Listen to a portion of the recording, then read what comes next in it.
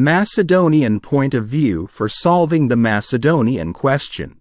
On March 1, 1913, 7 months before the signing of the agreement, the representatives of the Macedonian colony in Petrograd, Gavril Konstantinovich, Dmitrija Chupovsky, Nace Damov and Alexander Vezenkov, signed a memorandum for the independence of Macedonia and handed it over to the Minister of Foreign Affairs of the Great Britain, Edward Grey, and the ambassadors of the great powers in London.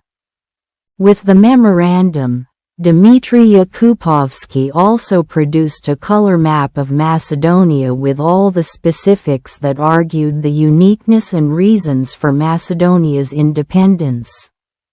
However, due to their own interests and in the absence of any sense of reality and for the Macedonian people, the great powers left the fate of Macedonia to be decided by the warring Balkan states. Macedonia was divided in such a way that its largest part, the Aegean, with an area of 34,356 square kilometers, was given to Greece. The Vardar part with an area of 25,342 square kilometers was given to Serbia. The Pirin part with 6,798 square kilometers was given to Bulgaria, and Albania received 1,115 square kilometers. In the western part, among the delegates present on that fatal day for Macedonia, there were no representatives from Macedonia. Only delegates from Greece, Bulgaria, Serbia, Montenegro and Romania were present. With the dismemberment in Bucharest, Macedonia from a central and most important part of the Balkans became a periphery and a province of the Balkan countries. Immediately after, the assimilation of the Macedonian population into southern Serbs, Bulgarians, Slavophone Greeks and Albanians began. Even in the counting of casualties and losses in the Second Balkan War, the Macedonian name was not mentioned, although the war was mainly fought in Macedonia.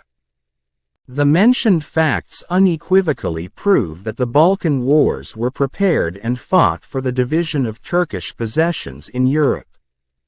The only principle on which borders were determined and set was the right of the stronger, that is, the weapon.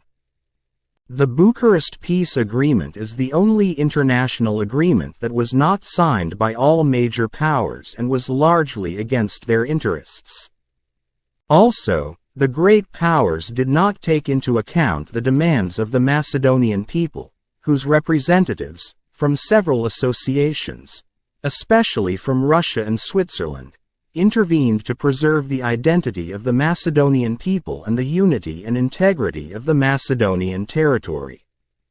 On October 31, 1912, by decree of the Greek king Georgios I, the government in Athens, for the first time in its history, established a temporary administration of the occupied territories in Macedonia.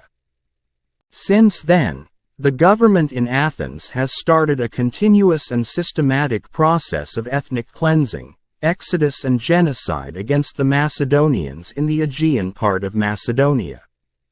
Thousands of Macedonians were massacred, hundreds of villages and thousands of houses were burned, the Macedonian language was banned, thousands of Macedonians were interned on the islands and forcibly expelled from Greece. Hundreds of Macedonian Orthodox churches were burned and destroyed. Intensity of the activities against the Macedonian people by Greece, Bulgaria, and Albania continues at this time. But in doing so, they find themselves in a difficult position just because of one very simple question, and that is, how is it possible for one and the same nation to be Greek for some, Bulgarian for others, Serbian for others, and so on? But let's stick to the Greeks. It is clear that they are Egyptians, and they are pretending to be real Macedonians. No, they are not Macedonians. They are transfigured Egyptians. Therefore, to be Greek is to be Egyptian genetic waste. They are just Egyptian genetic garbage. Exactly the same as with the Bulgarians. Bulgarians are Tatar, genetic garbage. Therefore, to be Bulgarian means to be Tatarian genetic garbage.